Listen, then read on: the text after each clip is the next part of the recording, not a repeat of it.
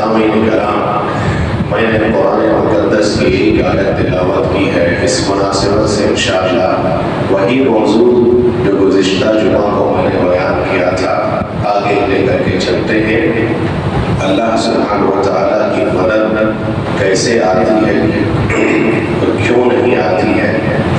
اللہ سبحانہ و تعالیٰ کا بہت بڑا شکر ہے، بہت بڑا احسان ہے، بہت بڑا کرم ہے اللہ کا کہ اللہ سبحانہ و تعالیٰ نے ہم لوگوں کو مسلمان بنایا، ایمان والا بنایا، اور اس سے بڑا شکر یہ ہے کہ اللہ نے ہم کو اور آپ کو توحید والا بنایا۔ بہت بڑا احسان ہے اللہ کا، توحید والا بنایا۔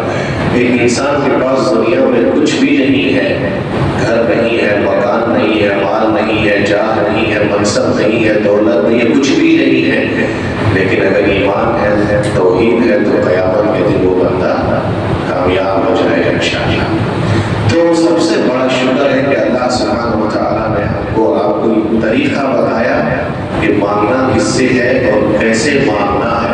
کہ نبی صلی اللہ علیہ وسلم نے ہم کو بتایا۔ لوگوں نے تو یہ سمجھا دیا کہ اللہ بہت دور ہے، اللہ بہت دور ہے، اللہ ڈائریکٹ نہیں سنتا ہے۔ اللہ کو سنانے کے لیے لوگوں نے یہ دلوں میں ڈال دیا کہ اللہ کو سنانے کے لیے بیچ میں وسیلہ بنانا پڑے گا، تب اللہ تک آپ کی بات پہنچے گی، ہے کہ نہیں؟ آپ اگر چرچ جائیں گے، آپ اگر مندر جائیں گے تو وہاں بھی پنڈت بیٹھا رہتا ہے کہ نہیں، اس کو پہلے چڑھاؤ، اس سے پھنکواؤ، مجاور جاؤ، یہاں چڑھاؤ، اس سے دعائیں دو، یہ پہنچائے گا آپ کی بات کو اللہ تک۔ نعوذ باللہ۔ ہم کو یہ سکھایا کہ نہیں، اللہ بہت دور نہیں بلکہ اللہ بہت قریب ہے، بہت قریب ہے اللہ سبحانہ و تعالیٰ۔ وَإِذَا سَأَلَكَ عِبَادِي أَنِّي فَإِنِّي قَرِيبٌ أُجِيبُ دَعْوَةَ الدَّاعِ إِذَا دَعَانِ فَلْيَسْتَجِيبُوا لِي۔ یہ عقیدہ آپ نے کر کے چاہیے کہ اللہ بہت قریب ہے۔ بندہ جب بھی دعا کرتا ہے، پکارتا ہے اللہ کا، ارے پکار کیا، اللہ سبحانہ و تعالیٰ ہمارے دل کے دھڑکنوں کو بھی جانتا ہے کہ تمہارے دل میں کیا دھڑک رہا ہے کہ نہیں؟ ورنہ اگر وسیلے کی ضرورت پڑتی تو بتاؤ، سمندر کا پانی، وہ بھی رات کی تنہائی، پلس مچھلی کے پیٹ میں حضرت یونس علیہ السلام چلے گئے تھے، اس نے کس کو اور کون سا چادر چڑھا کر کے مانگا تھا؟ ڈائریکٹ اللہ سبحانہ و تعالیٰ کو پکارا تھا کہ نہیں پکارا تھا؟ لا الہ الا انت سبحانک انی کنت من الظالمین۔ اللہ نے سنا، اور سن کر کے اللہ سبحانہ و تعالیٰ نے حضرت یونس علیہ السلام کو مچھلی کے پیٹ سے نکال کر کے سمندر کے پانی سے باہر کر کے خشکی جلا کر کے چھوڑ دیا۔ تو اللہ سبحانہ و تعالیٰ ڈائریکٹ سنتا ہے۔ کہا تمہارے شہرت سے بھی زیادہ قریب اللہ سبحانہ و تعالیٰ ہے۔ لیکن ہاں، اس دنیا میں کلمہ پڑھنے والا صرف مسلمان ہے، اور روز اول ہی سے، شروع ہی سے اسلام کے ماننے والوں پر اور مسلمانوں پر جو نگاہیں رکھی گئی ہیں وہ شروع ہی سے ہے۔ سمجھ گئے؟ شروع ہی سے اسلام کو اور مسلمانوں کو ختم کرنے کی لوگوں نے سازش کی، شروع ہی کی بات ہے۔ لیکن آپ کو بتائیں، آپ تو جانتے ہیں، ہمارا عقیدہ بھی یہی ہے، کہتے نہیں ہے کہ اللہ جس کو رکھے اس کو کون چکے، اللہ جس کی حفاظت کرے اس کو کون کیا بگاڑ سکتا ہے، وہ آپ جانتے ہیں۔ اور تم لوگ بیٹھ جاؤ، حضرت عبداللہ ابن عباس رضی اللہ عنہ کی وہ روایت آپ ہمیشہ یاد رکھیے گا۔ اللہ کے نبی صلی اللہ علیہ وسلم اللہ اکبر، بچے تھے لیکن جو سکھائے تھے وہ کبھی بھولے نہیں تھے، اور تعلیم کتنی پیاری تعلیم دی تھی۔ آپ بیٹھے آئے، آپ صلی اللہ علیہ وسلم عبداللہ ابن عباس کو سواری پر پیچھے اور بٹھا کر کے کہتے ہیں، عبداللہ ابن عباس ایک نصیحت میں تم کو کرتا ہوں، وَإِذَا سَأَلْتَ فَاسْأَلِ اللَّهَ، جب بھی مانگو اللہ سے مانگو۔ یہ میرے نبی نے سکھایا، جب بھی سوال کرو اللہ سے سوال کرو۔ کیوں؟ اِنَّهُ مَن لَّمْ يَسْأَلِ اللَّهَ يَغْضِبْ عَلَيْهِ، جو اللہ سے نہیں مانگتا ہے اللہ ان سے غصہ ہو جاتا ہے۔ اللہ اکبر، اللہ۔ دنیا والوں سے مانگو گے، دنیا والا الگ نظر سے آپ کو دیکھے گا، دے گا نہیں دے گا الگ بات ہے، لیکن اللہ سے نہیں مانگو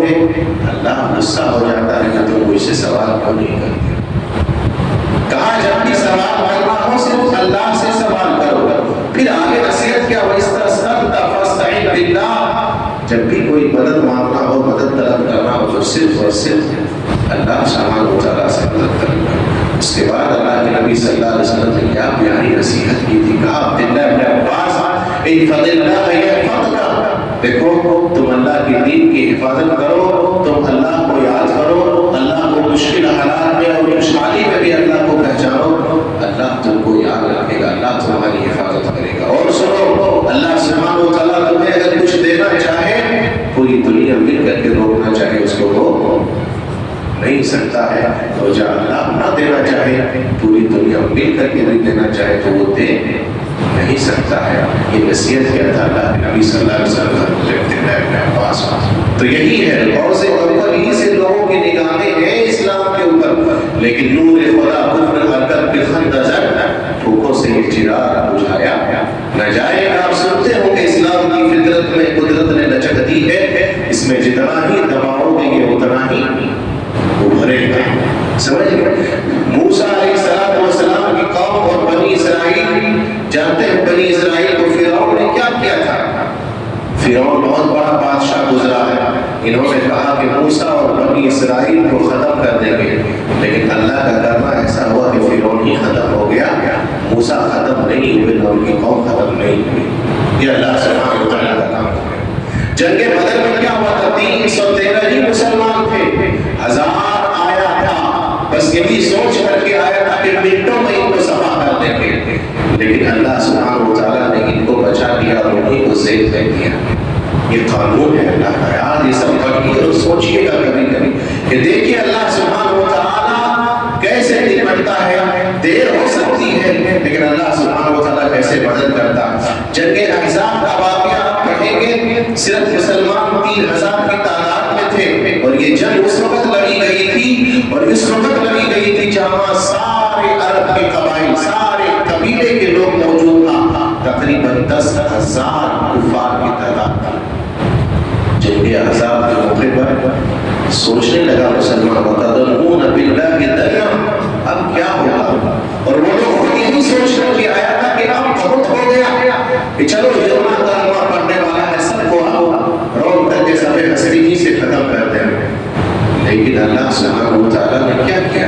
اتنی بڑی تعداد جو لے کر کے آیا تھا، اللہ سبحانہ و تعالیٰ کی ایک ہوا چلی، مہینوں بھر وہ لوگ محاصرہ کیا ہوا تھا پورا مدینے کا، ایک ہوا چلی، سارے کے سارے خیمے کو اللہ نے اکھاڑ دیا، اور اکھاڑ کر کے جتنا جانور ان کا سواری باندھا ہوا تھا سب توڑ کر کے بھاگ کر کے بدل کر کے سب شہر چھوڑ کر کے بھاگ گئے۔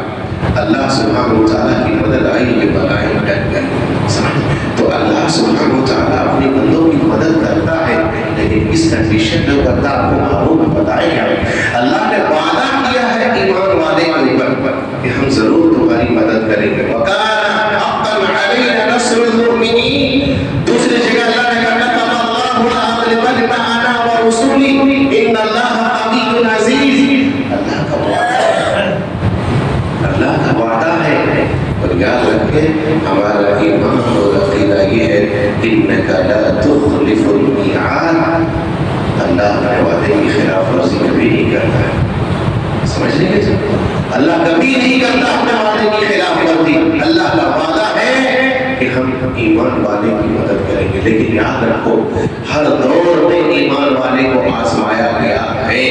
کیوں آزمایا ہے؟ تاکہ بڑے کو چھوٹے سے الگ کر دیا جائے۔ جو قرآن مجید کی میں نے آیت پڑھی رہا ہے، سبحان الناس ان یترکوا ان یقولوا آمنا، کیا تم لوگوں نے یہ گمان کر رکھا ہے کہ تمہیں مصیبت نہیں آئے گی، پریشانیاں نہیں آئے گی، بلائیں نہیں آئے گی، بغیر آزمائے اللہ سبحانہ و تعالیٰ تمہیں چھوڑ دے گا؟ ایسا نہیں ہوگا۔ ام حسبتم ان تدخلوا الجنة ولما يأتكم مثل الذين خلوا من قبلكم، اللہ کا قرآن میں کہا ہے کہ بغیر آزمائے جنت میں جا بھی نہیں سکتے ہو، تمہیں آزمائش آئے گی۔ کیوں آزمائش آئے گی؟ اس لیے آزمائش آئے گی تاکہ کھرے کو کھوٹے سے الگ کر دیا جائے، سچے کو جھوٹے سے الگ کر دیا جائے، ایمان والے کو بے ایمان سے الگ کر دیا جائے، ایمان کو منافق سے الگ کر دیا جائے۔ جو آزمائش میں کندن بھر کر کے نکل گیا، ابھر گیا، سمجھو وہی صاحب ایمان ہے، تمہیں آزمایا جائے گا۔ سمجھ لیں؟ آپ کو معلوم اگر کبھی موقع ملے نا کبھی موقع ملے تو سیرت کی کتاب جو میں نے شاید ایک مرتبہ اشارہ کیا تھا الرحیق المختوم ضرور پڑھ لیجیے گا، ضرور پڑھ لیجیے گا۔ علامہ صفی الرحمن مبارک رحمہ اللہ مبارک پوری رحمہ اللہ کی کتاب ضرور پڑھیے گا، یا تو اگر سیرت النبی ضرور پڑھیے گا۔ مکے کی 13 سالہ زندگی اللہ کے نبی صلی اللہ علیہ وسلم پر، صحابہ کرام پر کتنی مصیبتیں آئیں، کتنی پریشانیاں آئیں، کیا قصور تھا، کیا قصور تھا، کیا جرم کیا تھا ان لوگوں نے، کیسے کیسے حالات سے نپٹنا پڑا۔ اللہ بتاتے ہیں ہم کمزور ایمان والے وہ لوگ تو 13 سال گزار دیے تھے، ہم 13 دن برداشت نہیں کر سکتے۔ صحیح کہہ رہے ہیں، آپ پڑھ لیجیے گا، وہ بتانے کا وقت نہیں کہ کتنی مصیبتیں ڈالی۔ جرم کیا کیا، کیا مرڈر کیا تھا کسی کو؟ نہیں۔ کیا کسی کو قتل کیا تھا؟ نہیں۔ کسی کو ہتیا کیا تھا؟ کسی پر حملہ کیا تھا؟ کوئی جرم نہیں تھا۔ اور ایک بات بتا دیں آپ کو، اسلام تو حملہ کرنے سے، کسی نہتے شخص کو قتل کرنے سے، کسی معصوم کو قتل کرنے سے اسلام اجازت اس کو نہیں دیتا ہے۔ آپ کو یاد رکھے گا، اسلام وہ دین ہے، بتا دیں اسلام وہ دین ہے جس کے بارے میں اللہ سبحانہ و تعالیٰ نے کہا من قتل الناس جميعا او فساد فی الارض، اگر کوئی شخص کسی انسان کو ناحق قتل کرتا ہے، کسی کے اوپر حملہ کرتا ہے، ناحق قتل کرتا ہے، ایک انسانیت کا قاتل پوری انسانیت کا قاتل ہے۔ یہ ہمیں اسلام سکھاتا ہے، معلوم ہے کہ کبھی اسلام نہیں کہا کسی معصوم کا حملہ کر دو، کبھی اسلام یہ نہیں کہا کسی معصوم کو قتل کر دو، پوری انسانیت کا قاتل ہے وہ۔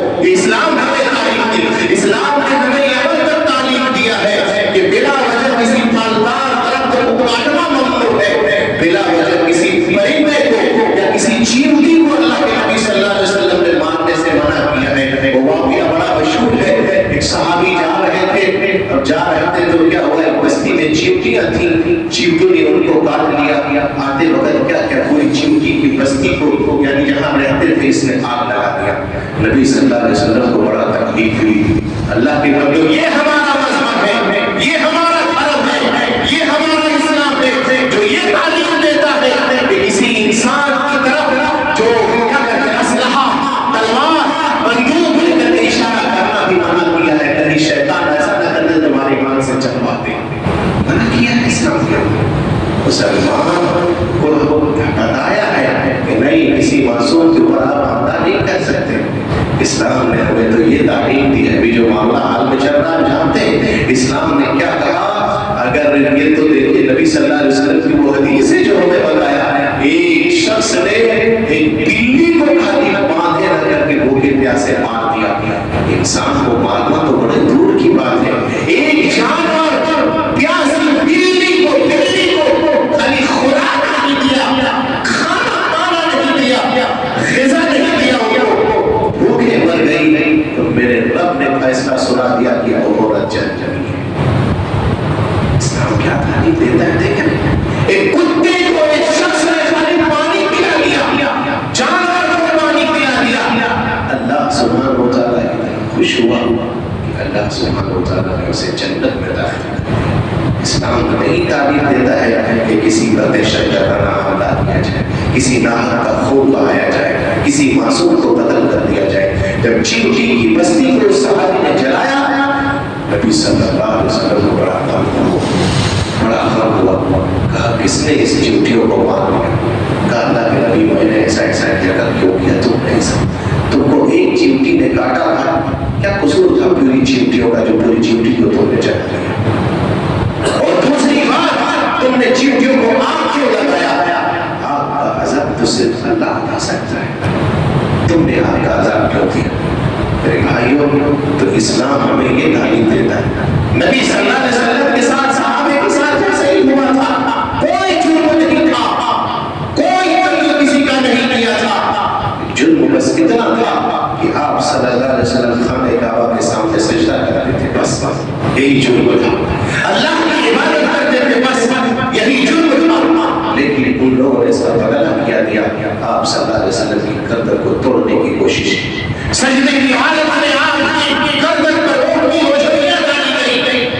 تسجد میں اتنا تھا نبی صلی اللہ علیہ وسلم 13 سال تک مسلمان اس پریشانی میں رہے، اللہ کی کوئی مدد نہیں آئی تھی۔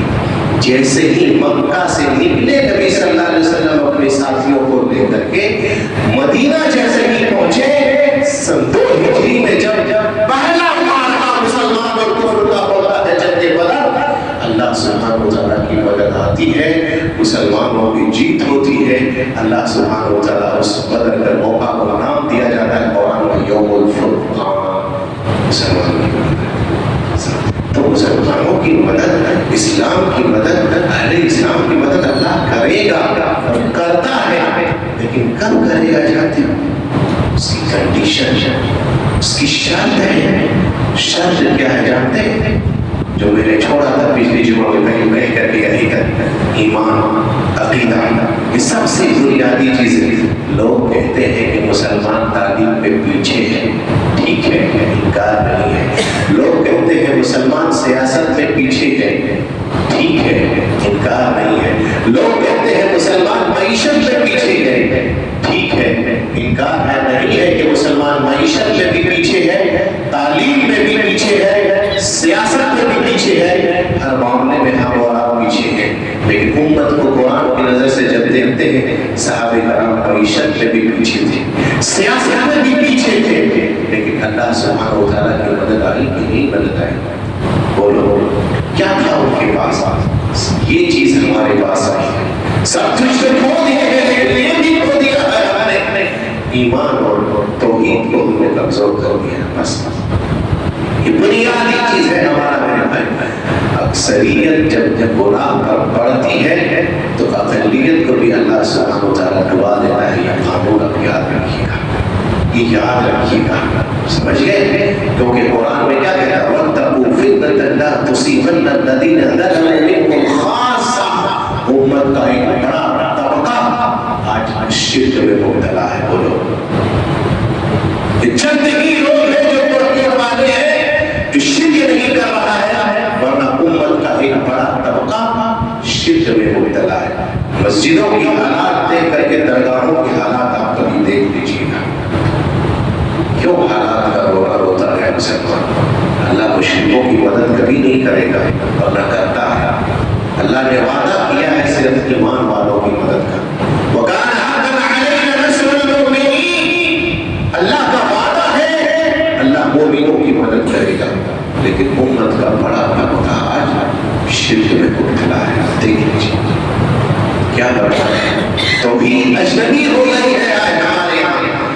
اللہ ماشاءاللہ اسی مسجد اگر کبھی کبھار ہوتا ہو توحید کے بارے میں بات بتایا جاتا ہو ممبر سے، ورنہ دیگر مسجدوں کے ممبر کا حال آپ کبھی نماز پڑھے ہوتے دیکھیں، کبھی کوئی توحید اور عقیدے کی بات نہیں کرتا، نہ سکھاتا، نہ بتاتا۔ بنیادی چیز ہے مسلمانوں کی۔ صحابہ کو جو نصرت ملی، جو عزت ملی، وہ عقیدے کی وجہ سے، ایمان کی وجہ سے۔ آج امت کا بڑا طبقہ اس کو بھول گیا ہے اور شرک میں مبتلا ہے۔ اور دوسری بات یہ ہے کہ امت کا بڑا طبقہ آج نماز کو چھوڑ کر کے مسجدوں سے باہر نکل گیا ہے۔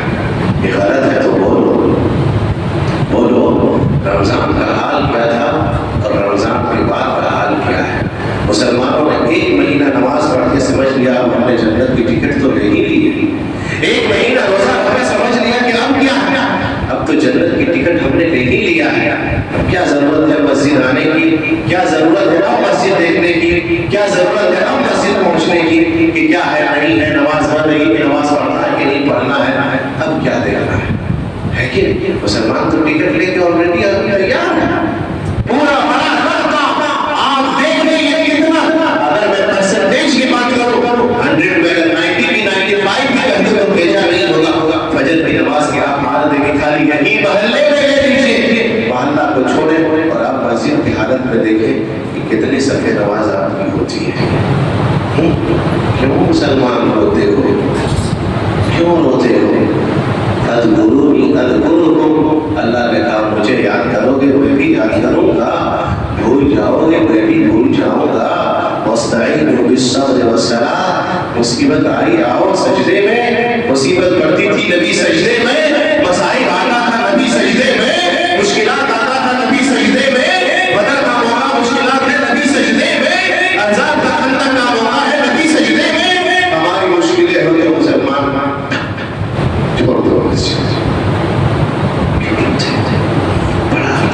آج مسجد کو چھوڑ دیا نہیں نماز پڑھنا، جاؤ کیا کرنا ہے، ہم تو جنت کا ٹکٹ لے لیے رمضان میں نماز پڑھ کے کتنا پڑھے گا۔